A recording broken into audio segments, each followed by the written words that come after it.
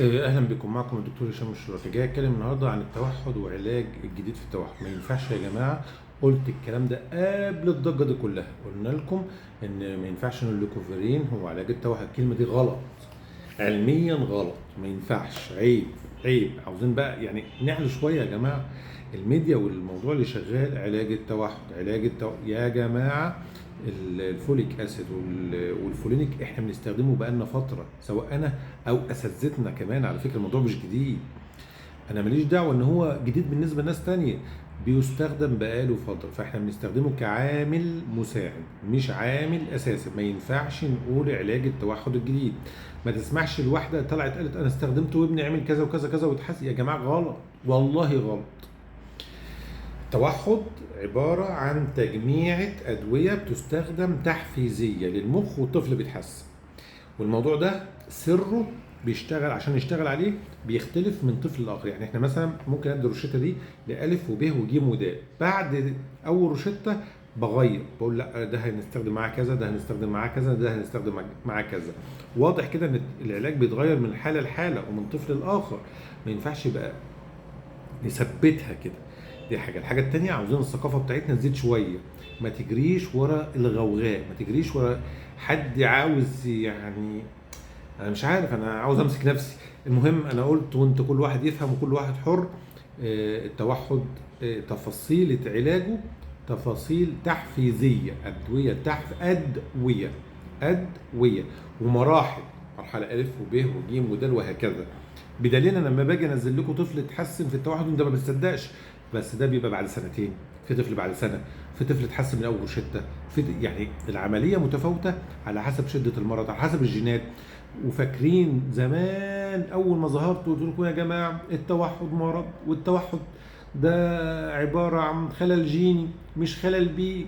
طلعت اخصائيين التخاطب وهنا اخصائي التخاطب ده حذروا منه. في واحد محترم، وانا يعني في ناس محترمه وشاطره جدا، وفي ناس يا جماعه مدمرين العيال، مدمرينهم. ما تسمعش لحد، شغل دماغك. الثقافه بقت على النت بكل حاجه، ويقدر يعمل يعني فلتره للمعلومات عشان تقدر تفهم. التوحد اول ما قلت ان هو مرض وخلل جيني، الناس هاجت وماجت وبتاع، لان هو قيمته في كده، عاوز يطلع يساوي نفسه، يعني عاوز يبين نفسه بتاع التخاطب ده ان يعني. فده كلام فارغ يعني.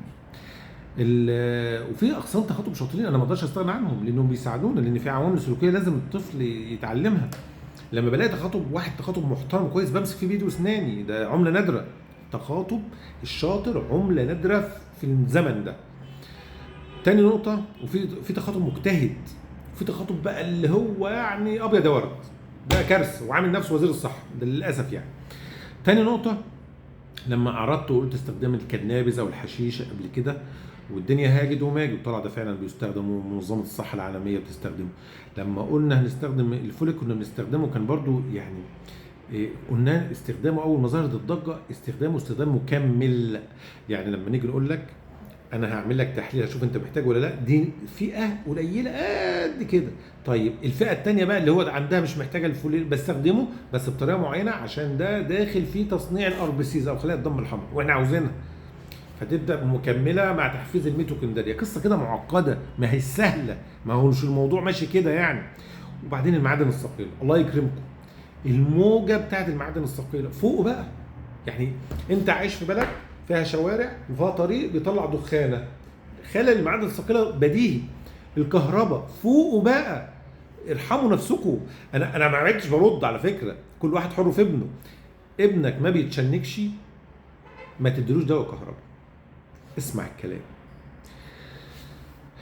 في تشنجات كلها واضحه ليك الا التشنج الصامت. التشنج الصامت ده اللي فيه سرحان، بنديله ادويه، وحتى الادويه بتتاخد في غلط. هم مفيش غير اتنين في التشنج الصامت، فاسمه تشنج برضه. لكن ابني كويس وتمام وعملت له رسم مخ طلع فيه كهرباء. يا جماعه غلط، غلط، كارثه. انا ما فيش دكتور هيدي لابنه علاج للكهرباء لو ابنه ما بيتشنجش. يعني ما تقنعنيش بغير كده. هديكوا فيديو تفصيلي بعد كده، بس افهم كل جمله قلتها لها مغزى وما تنسقش غلط.